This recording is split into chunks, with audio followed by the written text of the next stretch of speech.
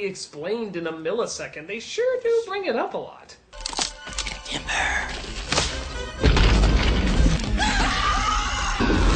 Oh hey, great! The movie suddenly turned into Marble Madness!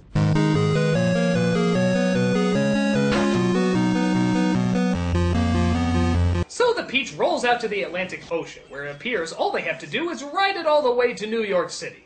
I'll get us there. You? Sure. I sailed all the 5 seas. But they have to look out for a giant mechanical shark ship. Oh, don't act like you've never seen one. Floats to the surface and tries to catch them. We do our hunting and farming here. The sea supplies all my wants. But James thinks up a pretty creative idea by roping all the seagulls he can find and using them to fly away. Put your backs into it.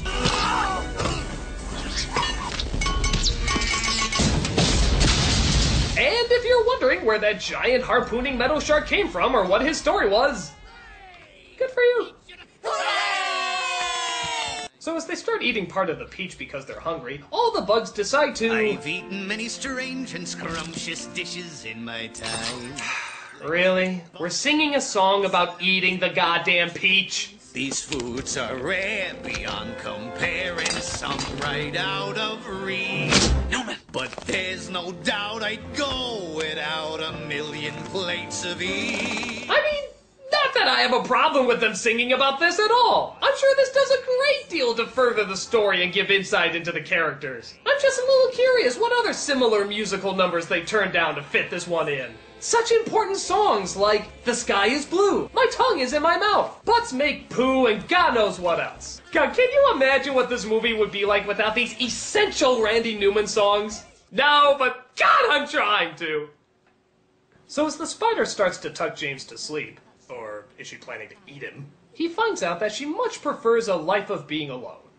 I think it's much nicer to have friends, don't you? I would not know. They would be your friends too. The others, I mean.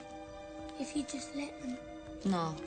It is in their nature to have fear of me. This I cannot change. Well, wait, when in any of the previous scenes did it indicate that they were afraid of her? Or that she kept her distance? Or hell, even that she was quiet? She interacts with them, dances with them. She even sings some of Randy's songs. So where's this sudden loner story arc coming from?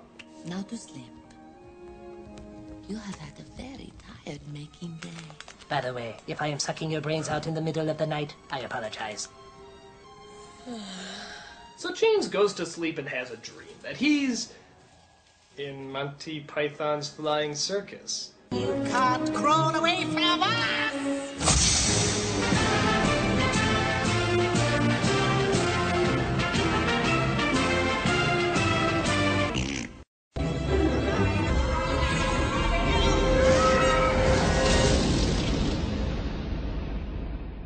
Now, of course that scene was necessary because it needed to show that James is afraid of a giant rhinoceros that killed his parents. See, I'm glad that they had this scene in the movie because I never would have put together that James was afraid of a giant rhinoceros that killed his parents! Heck, I'm surprised Randy Newman didn't write a song about that! Rhinos, they scare little boys. Assassinating parents don't bring them much joy. That's Randy.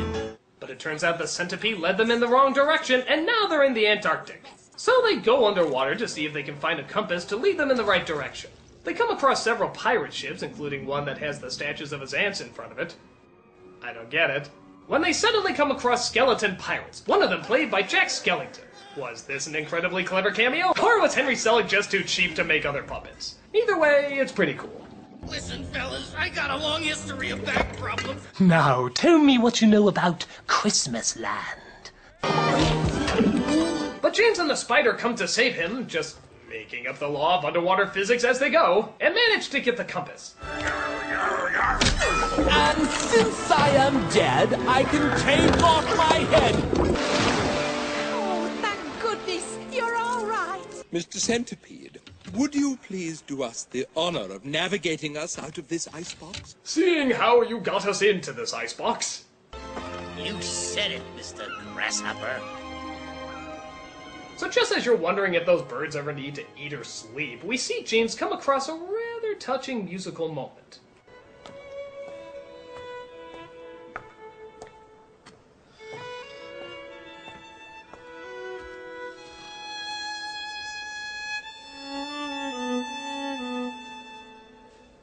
No, well, that's nice. That's a very genuine moment. That's an enchanted musical scene that doesn't need to succumb to the typical Randy Newman formula. Take a little time. Just look at where we are. No, man! We've come very, very far together.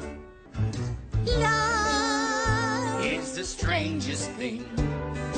Love. No, don't dance with her. It is in your nature to have fear of her.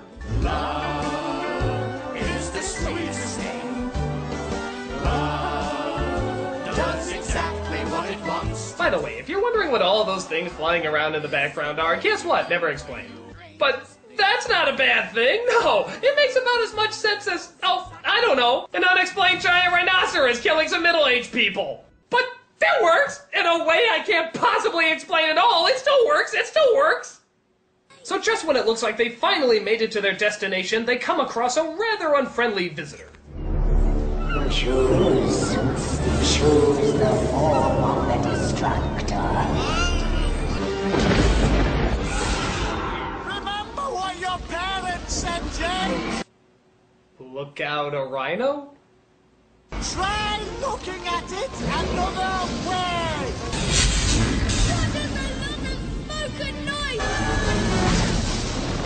So the rhino zaps the birds, allowing the peach to fall.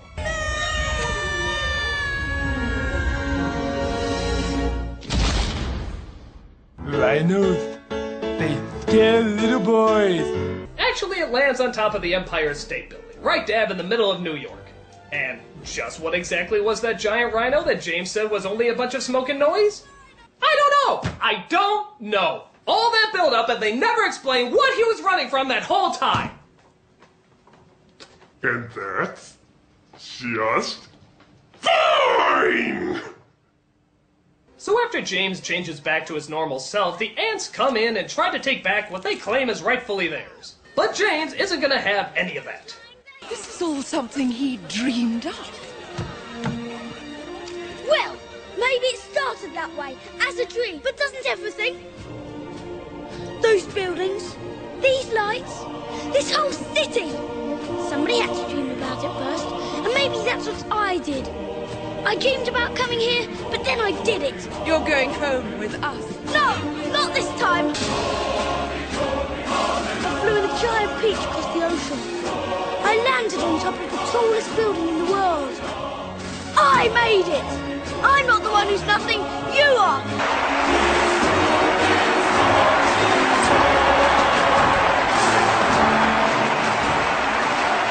How dare you speak to us this way? Jesus, ladies! Here's Peachy! But it turns out the bugs come in to save the day. The city can't believe their eyes. So they pull the two ants up and wrap them up in web, no doubt suffocating them to death. I love how the police officer all this time is like, yeah, I'm gonna allow this.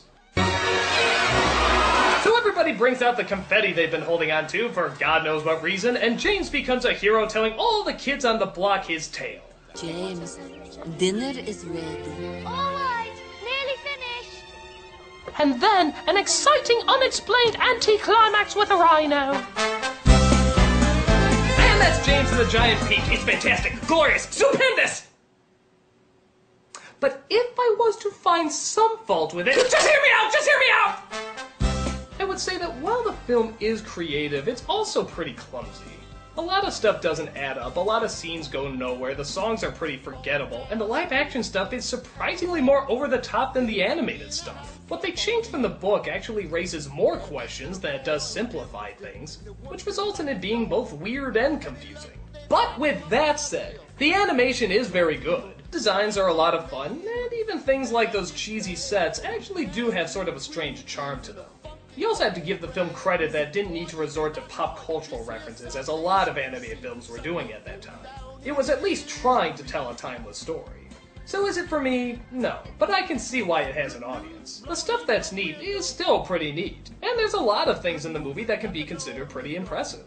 So I guess I can't really fault people for enjoying something that does give way to a lot of imaginative scenarios. It may be flawed, but I think we all know that you're gonna get a great big dose of something really creative. And that's all I gotta say about that. There, have I restored anything in your guys' eyes? He says he didn't like the movie! Kill him!